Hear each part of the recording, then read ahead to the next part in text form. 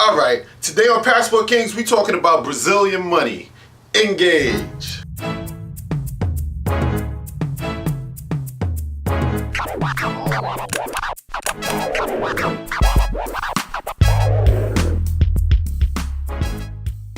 Alright, so everybody always has a lot of questions about the money for their vacation. It's like, how much should I take? How do I take it? How to convert it? And how do I get it when I'm in Rio? And can I use credit cards? Alright, so the Brazilian currency is called the real. That's real in Portuguese. But that's singular. Plural is called reais. And you're gonna need it because the US dollar, that's not legal tender in Brazil. I mean, it can be used for small tips, like if you need some money real quick, or to buy them little trinkets and tourist crap. Alright, so prices marked in like the dollar sign, USD. Those are American US dollars. But in Brazil you're gonna see like an R with a dollar sign. That's reals. Reais. But just know in Brazil, like when you have a US dollar, you usually put the dollar sign in front of it. In Brazil they put the dollar sign after the amount. And also they reverse the use of commas. So you know, like if you put $1,000, you put 1, then the comma, then 000. Well, if you want to say $1,000 in reals, reais, it'll be 1 period, 3 zeros, comma, and then 2 zeros. Alright, so how much American money should you keep while you're in Brazil? We suggest that you take a little bit of cash, maybe like a bunch of dollar bills, just so you can tip people and you can buy, like I said, that tourist attraction crap. So there will be a time in the beginning and after the trip where you will be transferring your money from reals to US dollars. But the money that you want to exchange in Brazil, it can't be the large dollars like $100, $50, $20. Just remember that you'll probably have to exchange the entire bill. Alright, so the United States, it limits your transfer of cash to about $10,000. Alright, so if you got more than that, then you're going to have to register your money with customs. And you know what? The Brazilian government has the same exact limit, $10,000. Yeah, so since this is one of the few methods that makes you able to bring that type of money into Brazil, it is done, but not often. But of course, it's kind of silly to walk around that type of money in cash anyway, so just use caution, you know what I mean? Alright, but in most cases, yo, just tell them how much money you got, and because if they do catch you, you get in a lot of trouble, yo. They might even deport you. They could lock you up, yo. So my suggestion is don't even take that kind of money with you. Just before you even leave the US, just transfer a lot of the money in a foreign exchange if you hadn't taken care of that already. Alright, so you want to know how much should you exchange? Well, the rule of thumb is you lose money no matter when you exchange money. It's just like that, man. Whether it's to buy reals or just to get your US money back, you're still gonna lose some money. Alright, so try your best to estimate what you're gonna need and then only exchange that amount of money. You really don't want to be going up to the ATM every few days or every couple of hours, you know? So try to get all that exchanged so you don't even have to go deal with them ATMs, because the ATMs is a little bit different than what they are in the US, but I'll get into that in a minute. Alright, so you will use cash for like street purchases, beach purchases, and like cabs and little snacks and small shopping and some entertainment. And for tipping. But you should only use your credit cards for your hotel, for stores at the shopping mall, and some of the major restaurants. But that's it. So as a rule of thumb, I'd say take about $50 per person per day.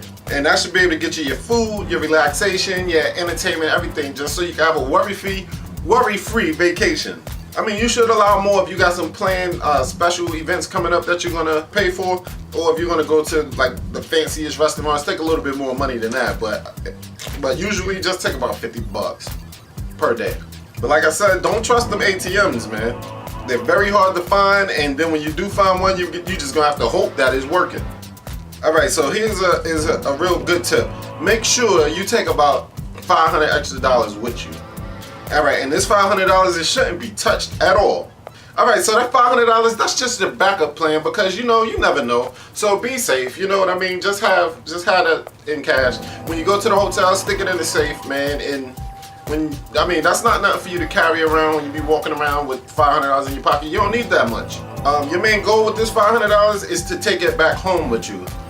that would mean that there was no incidentals, you know? So don't put it in no luggage. Women, don't put it in your purse, and only take it out if you absolutely need it. Like say if you find some play or something that you want to go to, or something better, just have it with you for that one time. But usually during the day when you're just strolling along the beach or whatever, leave it in the house in the safe. All right. So when you shopping in Brazil, things that takes a lot of labor to create, those don't cost as much as you might be used to in the US. But anything that had to be imported to Brazil, that's probably gonna cost you a little bit more money, especially electronics. Don't be going out there talking about you gonna buy a PlayStation 4, man, because it's gonna cost more than if you would have brought it in the States. But like wine and stuff like that, if it's born in South America, it might be cheap. But if you're getting wine and liquor and beer from the US, then it's gonna cost more than what you're used to in the US. So, but like I said, if you gotta go to the ATM, remember to go to the bank, man, because you're not gonna just find a random ATM machine standing around. I don't know if a lot of things have changed recently, but usually you can't find an ATM just sitting in the middle of nowhere. You're gonna have to go to the bank to use it. And a lot of times them ATMs, they don't even got that much cash in it, so you're gonna have to deal with what you got. And like I said, exchange that money at the customs, at the airport. Well, if you ever took a cruise to Mexico, you know how the banks look, how the ATMs look in there. You just go into that like little small booth. You slide your card to get in the door. Slide it. I mean, I know I wasn't supposed to be spending ATM cash in the freaking in Mexico either, but I had to use it at that time. So that's what happened. You just go into a little ATM booth and then you slide your card to get in. You slide your card at the machine. You tell them that you don't want US money. You want the currency of the place that you're at right now. And in Brazil's place, that'll be you want reais. All right, so Brazil does have some power shortages, right? So when you go to some ATMs, it might say 24 hours, but remember, them joints is gonna close like 10 o'clock or something like that. So if you're gonna be partying all night, get your cash early. But like I said, keep your cash. One of the best places to go is Banco de Brazil. They'll take care of you in there. If you gotta get cash, but my whole point of this video is telling you, make sure you got the money that you need. But before you even get off the plane, make sure you got the cash, the reais that you need before you get off the plane. But if worst come to worst, you can always go get some money off a credit card by just going to the bank, filling out some paperwork, and then they'll give you a cash advance. But if you bank at one of the very large banks like Bank of America, like Chase, things like that, if you bank at one of those banks, then it's a good idea for you to just transfer some money to reals in America before you leave, like I said. But I do recommend that you have at least one debit card or one credit card with you at all times. Keep it in your pocket only if you're going to a bank to get some cash out. But usually your best bet is to keep it in the room safe, so nobody can get to it. Just soon as you unpack, you throw your stuff on the bed, throw your car in the safe, lock that joint up, and hopefully you can leave it in there for the rest of your trip. Don't even bother with traveler's checks. Them joints, they suck in the US, they suck all over the country. Travelers all over the world, actually, they suck. They just a headache that when you go to the store, the people don't know what to do with it. Same thing like in the US. If you see some foreigners that come here and they trying to pay for things with travelers check because somebody done talked them into it, it's always a hassle. So don't even bother with travelers checks. Remember, most things that you want to do is cheaper in Brazil. So you can, buy food and go to the night spots. You can do all of that, and it'll be a lot cheaper than what you used to paying in the US. All right, so in Brazil, the denomination of bills, they're pretty familiar if you know US money pretty well.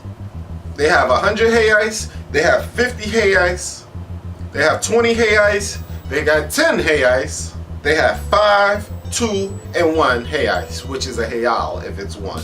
In addition, they got coins like 1 cent. They have 1 cent, 5 cents, 10 cents, 25 cents, 50 cents, and of course they got the 1 real coin.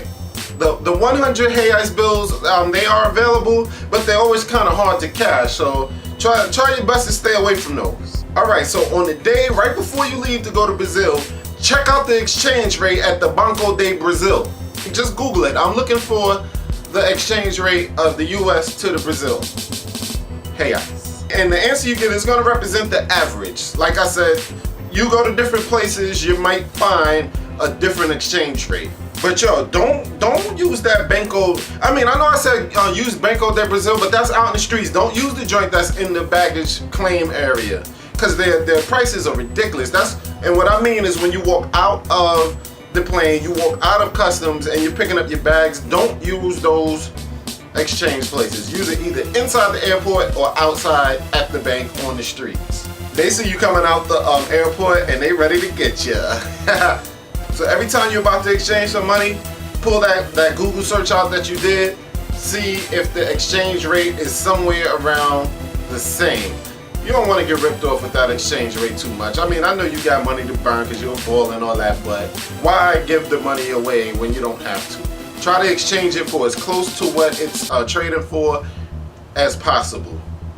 Use one of them banks that has the big yellow lights, and they usually have that Cirrus sign on it. You know, the Cirrus sign that you see in most ATMs in the US.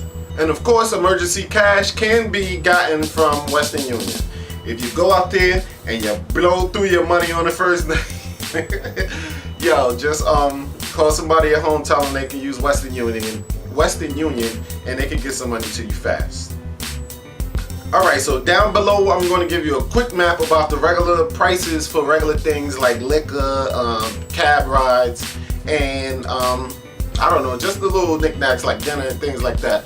You just look in the comments below, get that little link, follow that, and then you'll get some type of idea of what the price range is for just the little day-to-day personal things that you might need. But in the meantime, and also go down below my page and subscribe to Passport Kings. You know, we still putting this process on. I'm dead tired right now, as you probably could have imagined, because I got to fly out tomorrow again back to Dallas. I just got back in, and I just wanted to make sure that I got my video out in time, because one thing that is most important to me, I feel, is consistency. When you say you're gonna do something, you should always do it. And I always told y'all that I'm gonna make a video every Wednesday. So I'm gonna make these videos every Wednesday. And I mean, rain, sleet, or snow, tiredness, happiness, jolliness, in the middle of Antarctica or somewhere, I'm gonna make these videos. And you know what?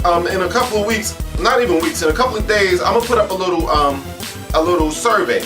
And I want y'all to tell me what y'all think should be my next places to visit. I was all hyped about going to DR, but with all the recent news about them kicking all the Haitians out and all this, and they getting all violent with the dark-skinned people of the country, that joint is a real turn-off to me, man. I'll be going out in the world. I want to spread love. I want to get love. I just want to have a good time. I want to be able to leave the US and just experience different cultures, get away from this racism, man. I'm so sick and tired of this racism. I mean, it's like I won't say but it's being thrown in our faces all day long. So when I go out of the country, I'm trying to at least get a vacation. It might not be a vacation from what most people are used to, but it's a vacation just from the constant onslaught of racism, violence, hate, just the madness that be going on in the world. So if you like me and you want to be a Passport King, you can make some money, you can travel,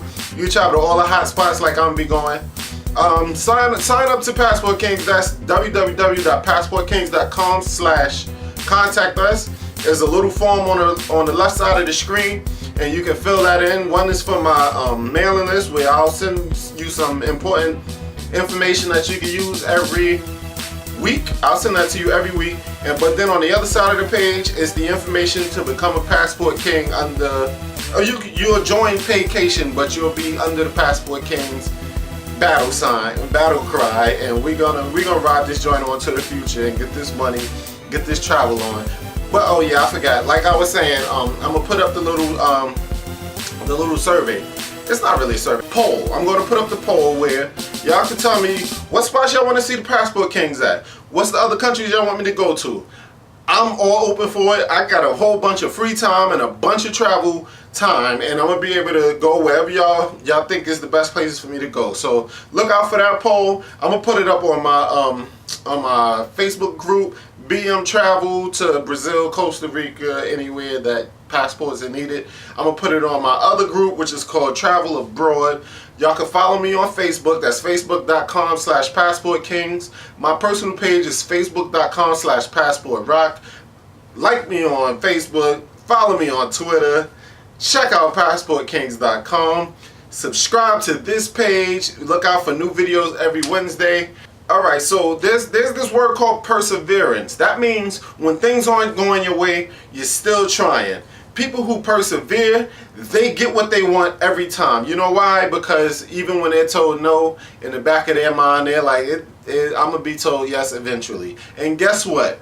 You will. So just keep on persevering. If people throwing crap at you, trying to mess up your hustle, throw you off your grind, don't pay them dudes no mind, yo. Just keep persevering. Perseverance is the attribute of a king, a passport king. I'll talk to y'all next week, man. Peace.